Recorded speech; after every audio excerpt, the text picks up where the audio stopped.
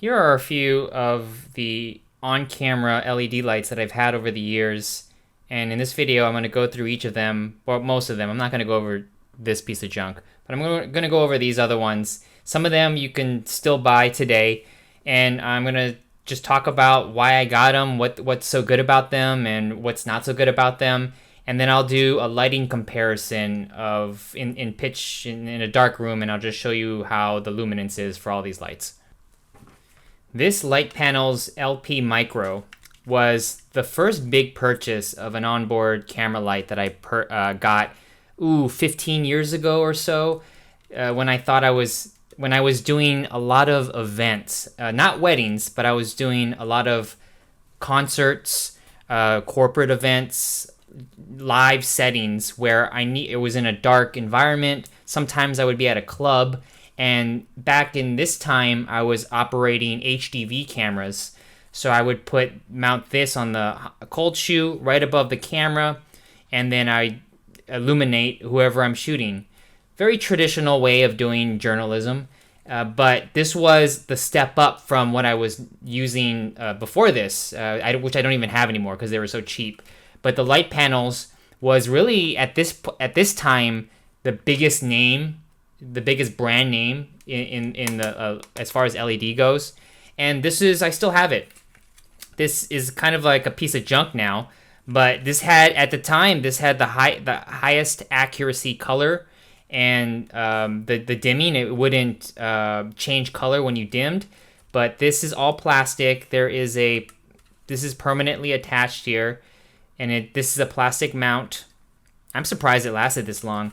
The light panel's micro runs on 4 AA batteries and DC. And it seems like it's bright on camera, but this isn't very bright at all. This is one of the least bright LED lights you can buy right now. Or you can't even buy this, but this was not a high output.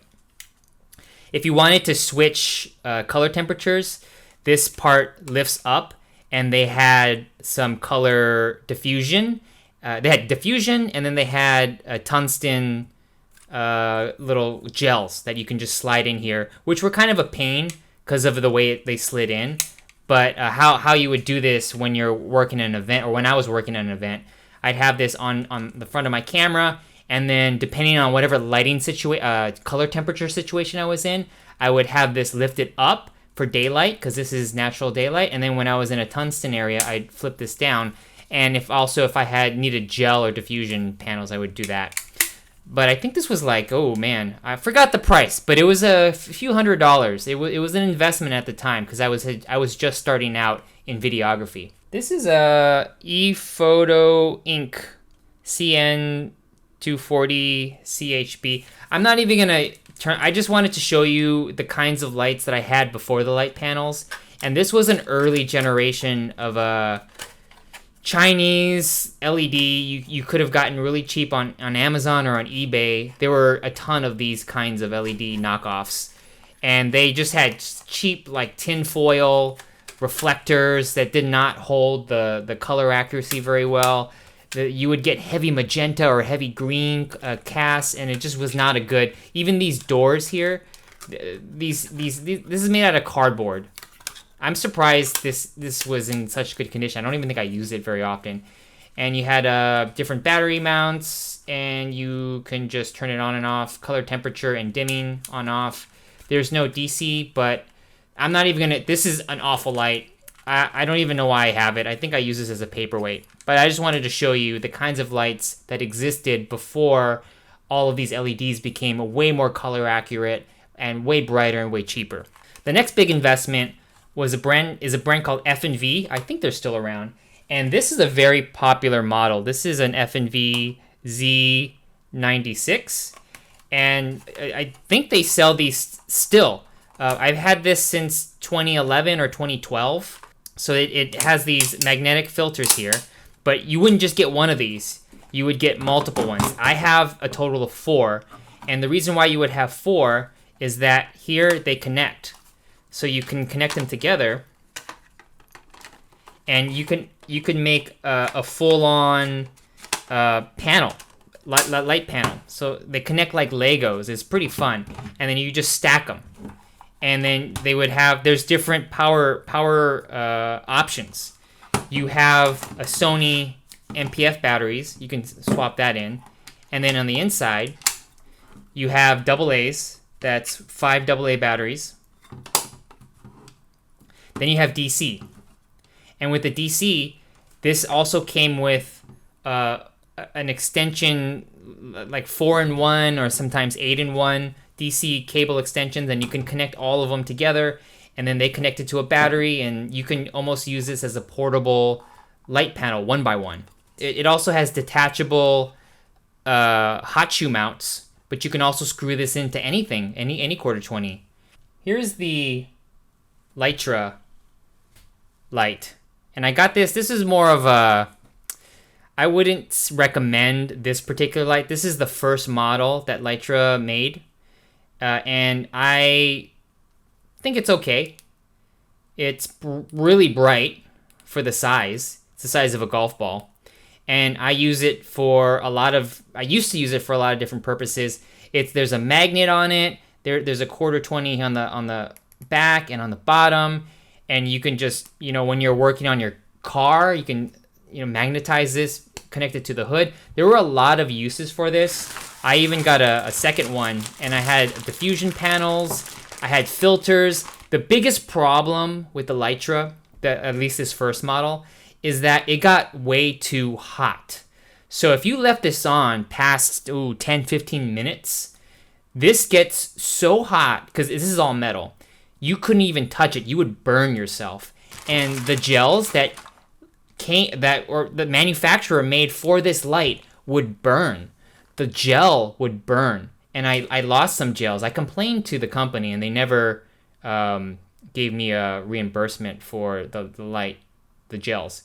So I'm kind of angry at this company. You probably see this advertised on YouTube a lot. I don't doubt that their product has gotten better, but I just don't like how the company treated me. So I don't recommend this, but I just have it here. So if you don't care about my recommendation, this is good for having such a small form factor. It lasts about a little under an hour on full charge, but then you could charge it with a USB and have it run continuously. I wouldn't, though, because this is just going to burn you. And this also has, you can put it on bicycles. There's a lot of different uses you can have for this light. It's listed as a video light, though. Then the Aputure Amaran ALMX bicolor. This is a very popular small light nowadays. Comes with a nice packet here. This all comes in a set. It's $150, so it better come with a lot of extra goodies. Has a USB-C cable. That's how you charge the internal battery, and then you can have it continuously running on a power pack. Then it also comes with some diffusion, magnetized diffusion that you just stick on there. And I think it also comes with a ball mount. Yeah, comes with a Aputure ball mount. This one's not a very sturdy one, but it's good enough for this device. I like the accessories that it comes with. The battery on full blast goes to, in my tests, about an hour, a little less than an hour, then it dies. But if you have it on lower settings, the website says this can go up to 4 hours on a very dim setting. Here are the controls. It's bicolor. And turn it on.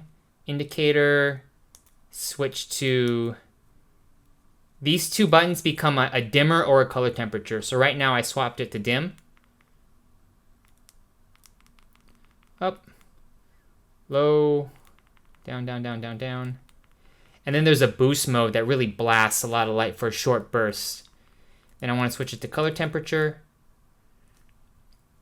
Switch it to tungsten.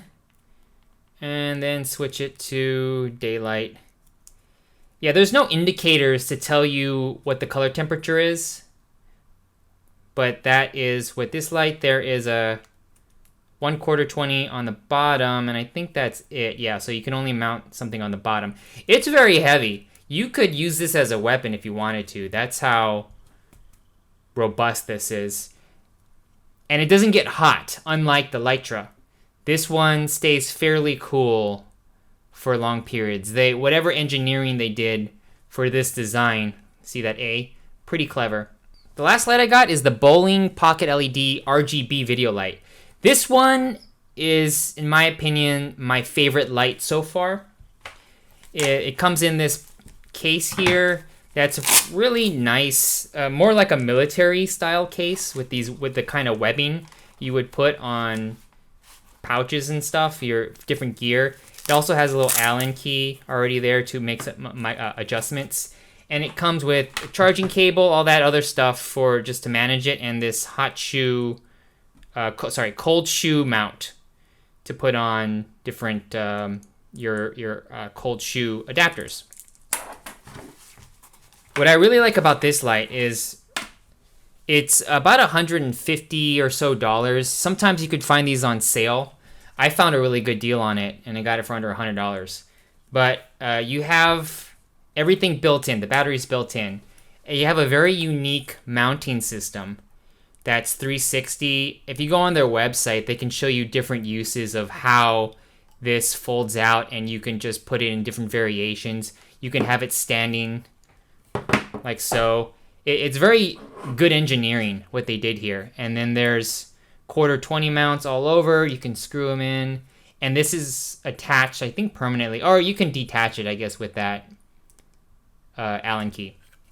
So how it works is when you turn it on, you have an LED indicator that tells you all of your settings. So you can have switch your color temperature. And this one has a much greater range of color temperature than the Aputure. The color temperature on this, besides it being RGB, you have 2500 to 8500.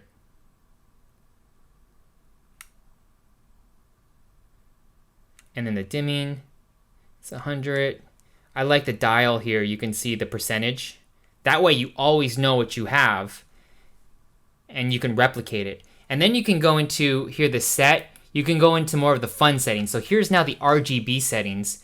So RGB, it's a degrees of color.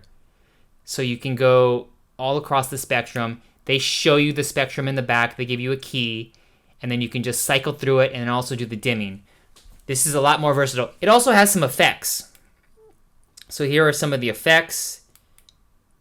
If you like those built-in effects, they have it all there. Right now, I'm going to do a very fast, dirty test of these these 5 lights. I'm just going to go in a dark room, turn them on at a full daylight, whatever their native daylight is. I'm not going to cycle through all the colors because they don't all function the same. I'm just going to compare them all straight up in the same distance to their max brightness using daylight. I'm going to start with the light panels first.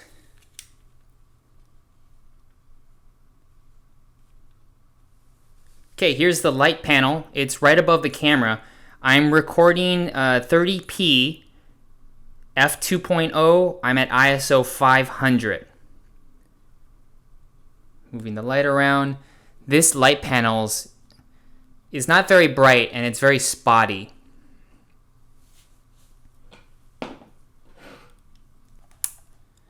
Okay, so now this is the F&V Z96. I have the light at the same distance I had the light panels, and this is a lot brighter. The flood is bigger spread.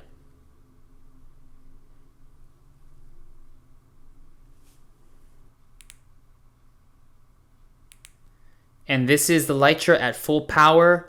This is a bright mofo. Holy cow, this is so bright. Look at that flood. I hate this light though. I absolutely hate it. I hate the company, but can't deny how bright this is. And look at that spread. Very widespread. Wow, what a very bright light. And it's already getting hot. I'm going to turn it off. Here's the Aputure.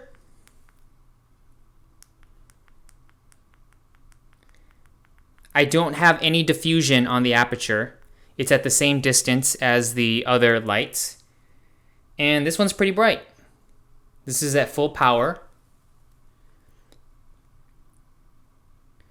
Yeah, and the spread is really nice. You can see it's more evenly spread than the other lights.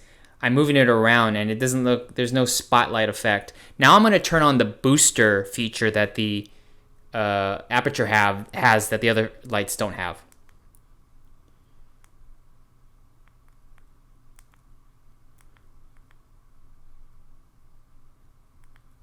I was turning the booster on and off. You can't really notice it that much, but that is the Aputure.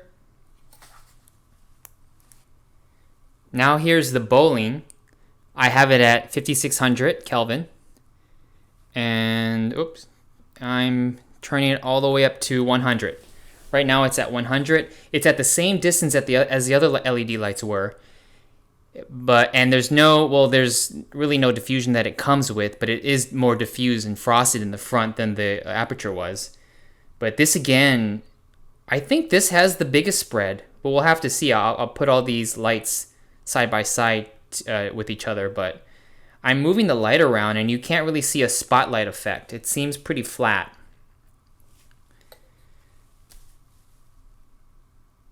This is about a 4-foot distance from those guitars to the camera.